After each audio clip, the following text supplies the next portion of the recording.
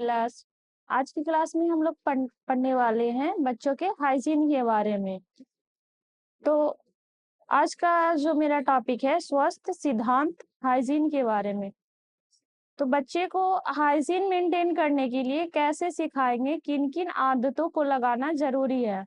तो कोई भी जो चीज होता है बच्चा जन्मजात सीख करके नहीं आता है। पेरेंट्स का जिम्मेदारी बनता है कि अपने बच्चे को अच्छी आदतें सिखाएं, हाइजीन के बारे में बताएं, गुड हाइजीन को कैसे मेंटेन करना है उसके बारे में बताएं। शरीर स्वस्थ होने पर भी स्वस्थ होगा एवं स्वस्थ मन व्यक्ति को उद्देश्य पूर्ति हेतु उचित मार्गदर्शन देगा। जब शरीर स्वस्थ रहेगा तो मन भी स्वस्थ होगा, हर काम में मन लगेगा, बच्चा अच्छे से एक्टिविटी करेगा, कोई भी काम करेगा तो वो अच्छे तरीके से कर पाएगा। तो सबसे पहले जानेंगे कि स्वस्थ क्या होता है, कैसे हम लोग पता करेंगे कि बच्चा स्वस्थ है। व्यक्ति शारीरिक, मानसिक, सामाजिक एवं आध्यात्मिक रूप से स्वस्थ हो। एक स्वस्थ एवं सुखी जीवन शैली के लिए निम्नलिखित बातों का ध्यान देना जरूरी है। कैसे जानेंगे कि बच्चा स्वस्थ है? वो शारीरिक रूप से यानी कि फिजिकली वो उसको फिट होना जरूरी है। मानसिक रूप से यानी कि मानसिक रूप से स्वस्थ कैसे बोलेंगे, जैसे उसके अंदर कोई तनाव ना हो, कोई टेंशन ना हो, बच्चे के अंदर कोई डर ना हो, तो उसको बोलेंगे कि बच्चा मानसिक रूप से स्वस्थ है। सामाजिक रूप से वो समाज के साथ अच्छे से घुल मिल के रह रहा है, खेल रहा है। आध्यात्मिक रूप से स्वस्थ हो, एक स्वस्थ एवं सुखी जीवन शैली के निम्नलिखित बातों पर ध्यान देना जरूरी है। इसी तरीके से बच्चे को बोलेंगे कि अगर शारीरिक, मानसिक, सामाजिक एवं आध्यात्मिक रूप से स्वस्थ है तो बोलेंगे कि बच्चा स्वस्थ है। के लिए कुछ बातें को ध्यान रखना बहुत जरूरी है, जैसे कि अच्छी आदतें, पर्याप्त नींद एवं विश्राम, पौष्टिक एवं संतुलित आहार, नियमित व्यायाम, शारीरिक स्वच्छता, सामुदायिक स्वच्छता। इसके बारे में हम विस्तार से पढ़ेंगे कि अच्छी आदतें क्या होता है, पर्याप्त नींद क्या होता है और कितनी लेनी चाहिए। ये नियमित व्यायाम में अगर हम कर रहे हैं तो किन किन बातों का ध्यान रखना जरूरी है और कितना करना जरूरी है।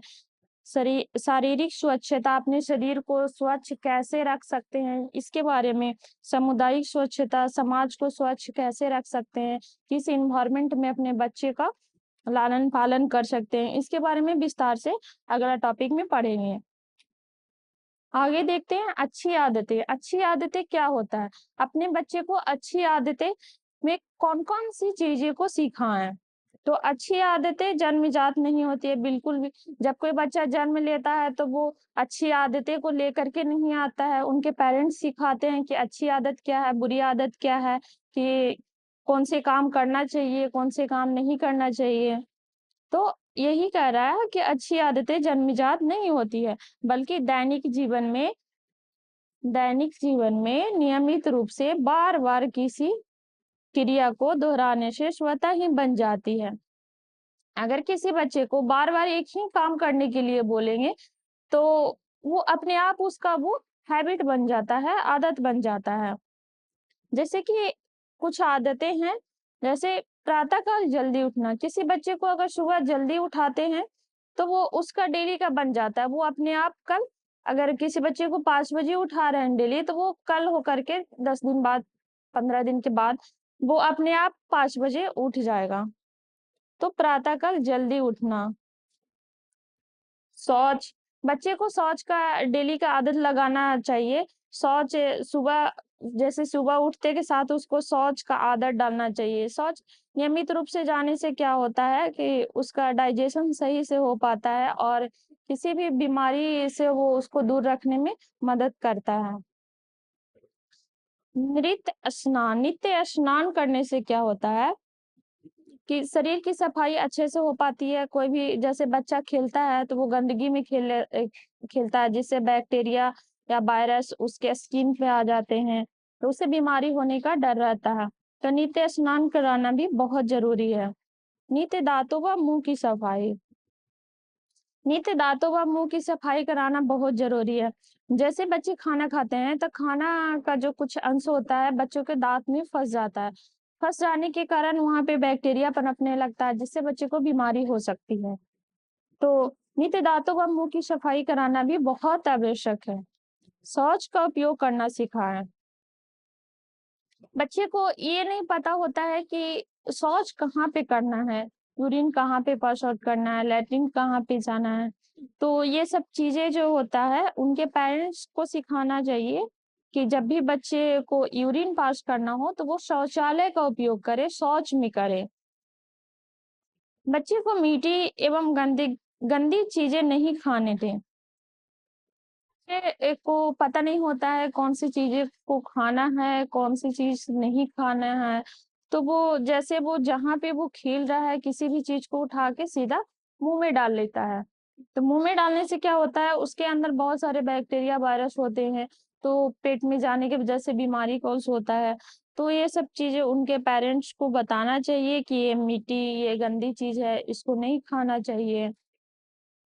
हमेशा खाना खाने से पहले एवं शौच जाने के बाद हाथ को अच्छी तरह से साबुन एवं पानी से धोएं। अच्छी आदतें में हम क्या सिखा सकते हैं बच्चे को कि खाना खाने से पहले अपने हाथ को साबुन से अच्छी तरीके से साफ करें। और ये वॉशरूम जाने के बाद भी बच्चे को अच्छी तरीके से हाथ की सफाई करने के लिए सिखा सकते हैं, जिससे क्या होता है कि वो बैक्टीरिया वायरस जो होगा खाना खाने से पहले हाथ में अगर लगा होगा कहीं से भी तो वो किल हो जाएगा और बच्चे बच्चे स्वस्थ रहेंगे। अगला टॉपिक है पर्याप्त नींद एवं विश्राम। बच्चे को पर्याप्त नींद और विश्राम भी बहुत जरूरी होता है, जिससे क्या होता है कि बच्चा अगर पर्याप्त नींद लेगा तो उसके शरीर में ऊर्जा का विकास होता है। तो इसके बारे में पढ़ेंगे कि पर्याप्त नींद लेना क्यों जरूरी है। अगर बच्चा पर्याप्त नींद ले रहा है तो किन किन चीजों का ध्यान देना जरूरी है। तो शरीर व मानसिक विकास के लिए गहरी व पर्याप्त नींद अति आवश्यक है। शारीरिक एवं मानसिक विकास के लिए गहरी व पर्याप्त नींद अति आवश्यक है। पर्याप्त नींद लेने से क्या होता है, शरीर का विकास होता है और दिमाग शांत होने के कारण उस टाइम दिमाग का भी विकास होता है। इससे शरीर की कार्य क्षमता बढ़ती है एवं शरीर का संचार होता है। बच्चा जब पर्याप्त नींद लेगा तो उससे क्या होता है कि वो कोई भी काम को बहुत फुर्ती से करेगा और वो उसकी जो काम करने की क्षमता है, खेलने की क्षमता है, वो उसमें बढ़ोतरी होगा, शक्ति का संचार होगा। अतः पर्याप्त व अच्छी नींद के लिए निम्नलिखित बातों का ध्यान रखना जरूरी है। जब बच्चा सो रहा है, सोने के टाइम या सोने से पहले कुछ बातें को ध्यान रखना बहुत आवश्यक है। कौन सी बातें हैं, जैसे फर्स्ट में है बिस्तर की नियमित सफाई, जैसे चादर की धुलाई एवं धूप देना। बिस्तर की नियमित सफाई करना बहुत जरूरी है, उसे धूप दिखाना जरूरी है। कैसे, जैसे क्या होता है बरसात के टाइम पे ना बहुत सारे बैक्टीरिया वायरस होते हैं, उस पे पनपने लगते हैं। उस पे अगर बच्चे को लेटा देते हैं तो उससे बच्चे को बीमारी होने की संभावना होती है। और क्या होता है कि बच्चे को पता नहीं होता है कब यूरिन पास करना है, क्या करना है, वो बेड पे ही कर देते हैं जिससे बेड गीला हो जाता है। और अगर उसी बेड पे अगर बच्चे को सुला देते हैं तो बच्चे में बीमारी होने की संभावना हो सकती है। सेकेंड पॉइंट है भोजन करने एवं सोने के बीच कम से कम 2 घंटे का अंतराल होना चाहिए। बिल्कुल, जब बच्चे को आप खाना खिला देते हैं तो उसमें क्या होता है कि वो 2 घंटे और डायरेक्ट खाना खिलाने के बाद बच्चे को सुलाना नहीं चाहिए, उसके कम से कम 2 घंटे का अंतराल होना चाहिए। जब भी बच्चे को फीड कराएं, खाना खिलाएं, तो कम से कम बच्चे को 2 घंटे सोने ना दें। 2 घंटे के बाद उसको सुला सकते हैं। अगला पॉइंट है जल्दी सोना व जल्दी उठना स्वास्थ्य के लिए लाभप्रद है। बच्चे को जल्दी सोना और जल्दी उठना स्वास्थ्य के लिए लाभप्रद है। ये सब आदतें अपने बच्चे को लगा सकते हैं। जल्दी सुबह उठने से क्या होता है कि शरीर में अलग एक फुर्ती होता है और कार्य ये सब करने की क्षमता भी बहुत ज्यादा होती है। अगला पॉइंट है कमरा हवादार, शांत वातावरण, बिस्तर मुलायम होना चाहिए। अगला पॉइंट है कमरा, बच्चे का जो कमरा होना चाहिए वो हवादार होना चाहिए। हवा लगना चाहिए, शांत होना चाहिए। हल्ला अगर बच्चे को हल्ले में सुला देते हैं, तो वो उसको पर्याप्त नींद नहीं होगी। हल्ले के कारण, आवाज़ के कारण बच्चा जल्दी-जल्दी वो उठ उठ सकता है। बिस्तर मुलायम अगर होगा तो और बहुत अच्छी बात है, बच्चे को अच्छी तरह से अच्छी नींद आएगी उससे। अगला पॉइंट है पौष्टिक एवं संतुलित आहार। बच्चे को स्वस्थ रखने के लिए पौष्टिक आहार भी बहुत ज़रूरी है। इससे शरीर को ऊर्जा मिलती है। अगर खाना स्वस्थ रहेगा, पौष्टिक रहेगा, अच्छा रहेगा, तो क्या होगा इस खाना से क्या होता है शरीर में ऊर्जा मिलती है, शक्ति मिलती है एवं शरीर में बीमारियों से लड़ने की ताकत प्राप्त होती है। अगर बच्चा हाइजीनिक खाना खाएगा, तो क्या होगा शरीर में बीमारियों से लड़ने की ताकत प्राप्त होती है। पौष्टिक एवं संतुलित आहार का पूरा लाभ शरीर को तभी प्राप्त होगा, जब हमारी खान-पान की आदतें सही होगी। पौष्टिक एवं संतुलित आहार का पूरा लाभ कब प्राप्त होगा? जब सही से खाना खाएँगे और उसका सही से डाइजेशन होगा। तो पौष्टिक एवं संतुलित आहार लेने से पहले कुछ बातें को ध्यान रखना बहुत ज़रूरी है। जैसे कि भोजन समय पर करें। खाना खाने का भी टाइम होता है, सुबह होता है, दोपहर होता है, शाम को खा सकते हैं। ऐसा नहीं है कि सुबह का खाना दोपहर, दोपहर का खाना शाम, शाम को खाना नाइट में खाएँ।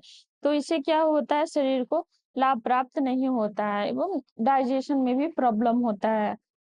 भोजन से पूर्व हाथों की अच्छी तरीके से धोएँ। भोजन करने से पहले अपने हाथों को अच्छी तरीके से धोना बहुत ज़रूरी होता है। क्या होता है कि बच्चे इधर-उधर खेलते रहते हैं, तो उससे उसके हाथ में बहुत सारे बैक्टीरिया, जर्म्स आ जाते हैं। तो बच्चा अगर उसी हाथ से वो खाना खा लेगा, तो उसको अंदर में बीमारी होने का चांसेस बढ़ सकता है।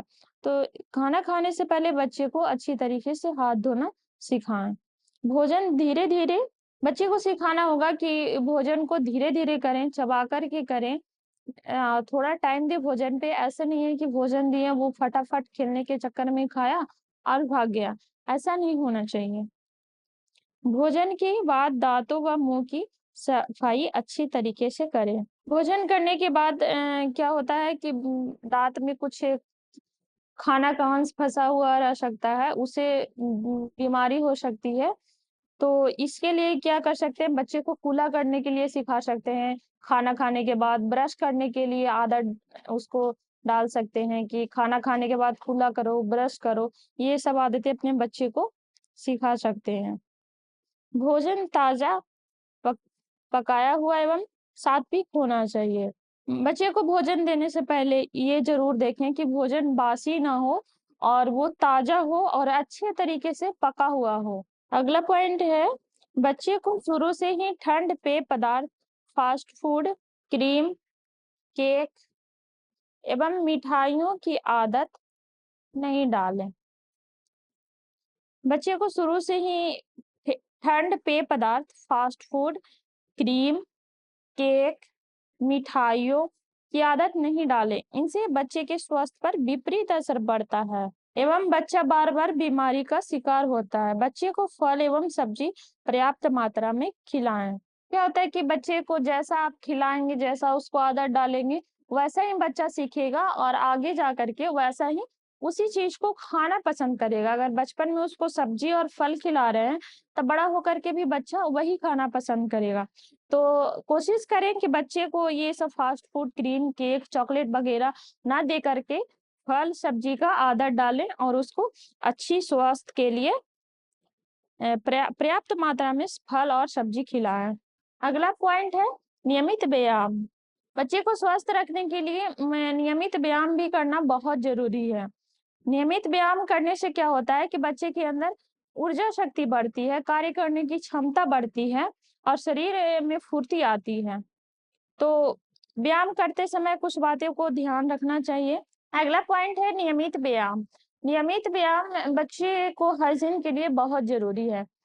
तो नियमित व्यायाम करने से क्या होता है कि कार्य करने की क्षमता बढ़ती है, ऊर्जा शक्ति बढ़ती है एवं शरीर में आलस की जो होता है, आलस दूर होता है और बच्चा अच्छे से एक्टिविटी अपना कर पाएगा। तो उसके लिए व्यायाम करने से पहले कुछ बातों को ध्यान रखना चाहिए। कैसे करना है, कितने टाइम करना है, क्या-क्या चीज़ें करनी है इसमें, इसके बारे में पढ़ेंगे। तो फर्स्ट पॉइंट है, व्यायाम नियमित रूप से रुचि, उम्र एवं क्षमता के अनुसार होना चाहिए। बच्चे को व्यायाम करने के लिए नियमित रूप से करना चाहिए। ऐसा नहीं है कि आज किए फिर 10 दिन तक छोड़ दिए, फिर आराम से सो गए। ऐसा नहीं होना चाहिए, बच्चे को डेली व्यायाम करना चाहिए, रुचि के अनुसार होना चाहिए। ऐसा नहीं कि उसका करने का मन नहीं है, बस मम्मी के डर से ज़बरदस्ती वो किए जा रहा है, ऐसा नहीं होना चाहिए, उसकी रुचि के अनुसार होना चाहिए।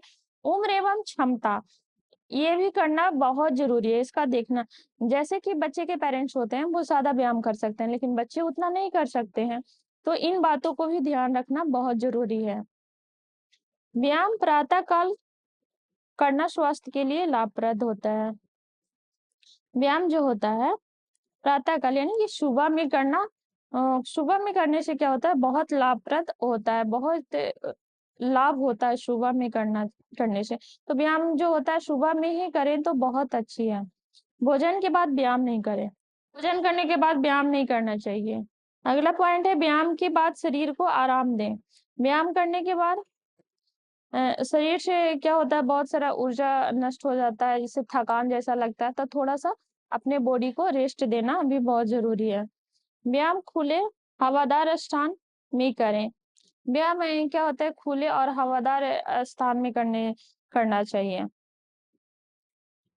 अगला है, व्यायाम किसी भी तरह का कर सकते हैं, जैसे football, tennis, badminton, basketball, kabaddi, kho-kho, दौड़ना, साइकिल चलाना, योगासन। व्यायाम जो है किसी भी तरीके से करवा सकते हैं बच्चे के साथ, जैसे उसके साथ खेल सकते हैं, फुटबॉल खेल सकते हैं, टेनिस खेल सकते हैं, ये रेस रेस लगा सकते हैं, साइकिल चला सकते हैं, ये सब भी चीज़ें जो होते हैं, बच्चे को व्यायाम के ही अंदर आते हैं। ये सब चीज़ें अपने बच्चे से करवा सकते हैं और डेली रूटीन में इसको शामिल कर सकते हैं। अगला पॉइंट है शारीरिक स्वच्छता। शारीरिक स्वच्छता, बच्चे के शरीर को स्वच्छ रखने के लिए किन-किन बातों को ध्यान रखना ज़रूरी है और कब करना ज़रूरी है, ये सब चीज़ के बारे में पढ़ेंगे।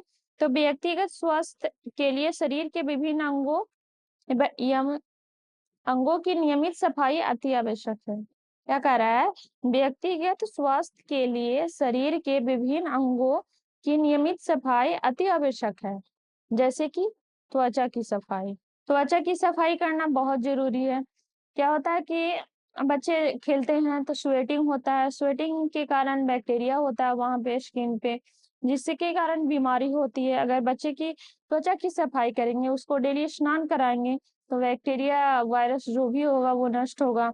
और ये क्या होगा कि उससे बच्चे को डेली स्नान कराने से छिद्र खुलते हैं और ब्लड सर्कुलेशन तेज होता है, तो बच्चे में ज़्यादा ऊर्जा मिलती है, एक्टिविटी करने की क्षमता होती है और सबसे बड़ी बात होता है कि त्वचा की सफाई करने से ये चर्म रोग जो होता है उससे उसको प्रिवेंट करता है, उससे बचा जा सकता है।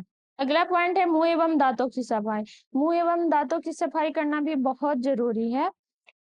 मुँह एवं दाँतों की सफाई सुबह डेली का आदत डालें कि वो डेली अपने दाँत की सफाई करें और वो खाना खाने के बाद अपने दाँतों और मुँह की सफाई करें।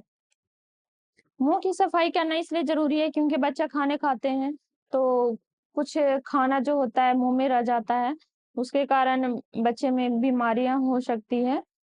तो खाना खाने के बाद और सुबह 2 टाइम बच्चे को ब्रश करना ज़रूर सिखाएँ।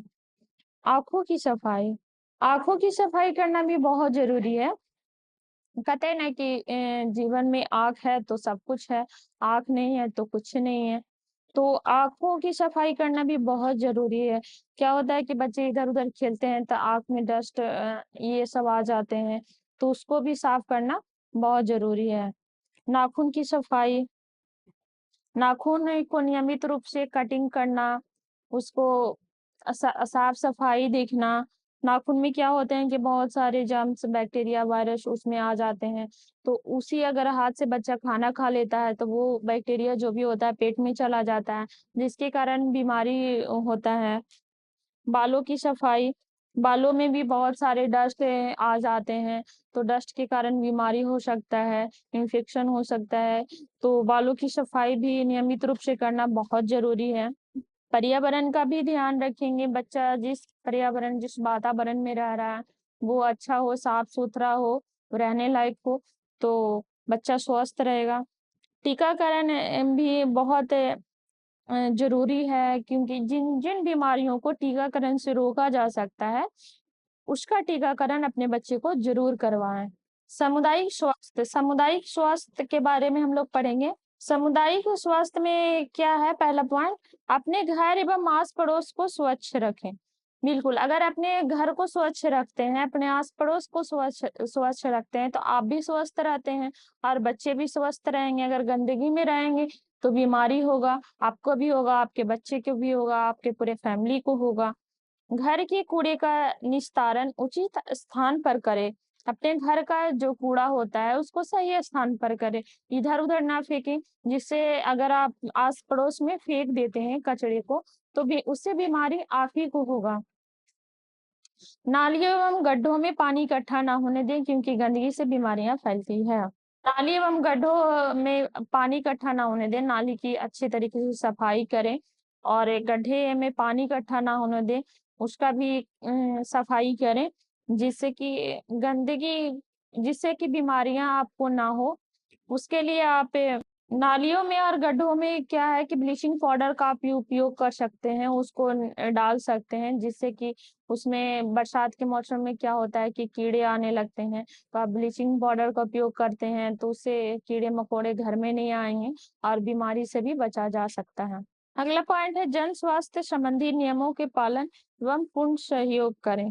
जन स्वास्थ्य संबंधी नियमों का पालन ज़रूर करें और पूर्ण सहयोग करें उसमें। अगला पॉइंट है, मल-मूत्र त्याग प्रशिक्षण, training for vowel and urination.